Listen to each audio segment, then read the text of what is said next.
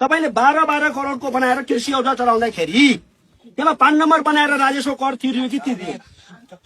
यो लो तपाईँ त निकै जान्ने मान्छे रहेछ निकै बुझ्ने मान्छे रहेछ अब तिरे कि तिरेन भनेर पनि त बुझ्नु पर्थ्यो हो कि होइन पत्रकार पनि होला होइन तिरे कि तिरेन भनेर बुझ्ने हो भने त्यो मेरो हाम्रो आविष्कार केन्द्रको वेबसाइट छ त्यही वेबसाइटमा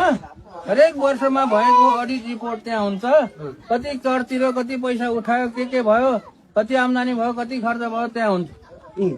अब यसो नि त्यो पनि हेर्न सिक्नु पर्यो सिक्नु भने होइन हामी जस्तो हेर्यौँ सर्वसाधारण हेरेको छैन त्यहाँ पुगेको छैन नि त फेरि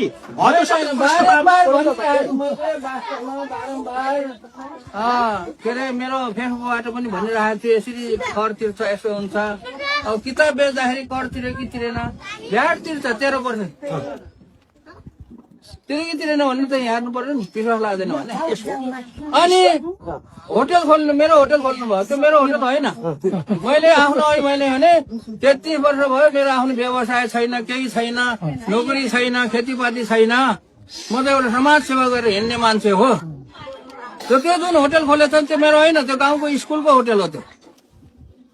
खोपरामा खोलेको छ खोपरामा चौरीहरू छन् अनि त्यहाँ मोहरे भन्ने ठाउँमा छ नाङ्गीमा होटलहरू छन् होमस्टेहरू छ मैले चलाउने होइन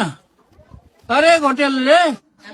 गाविसलाई तिर्नुपर्ने राजस्व तिरिरहेको त्यो गएर हेर्नु पर्यो त्यसै गराउने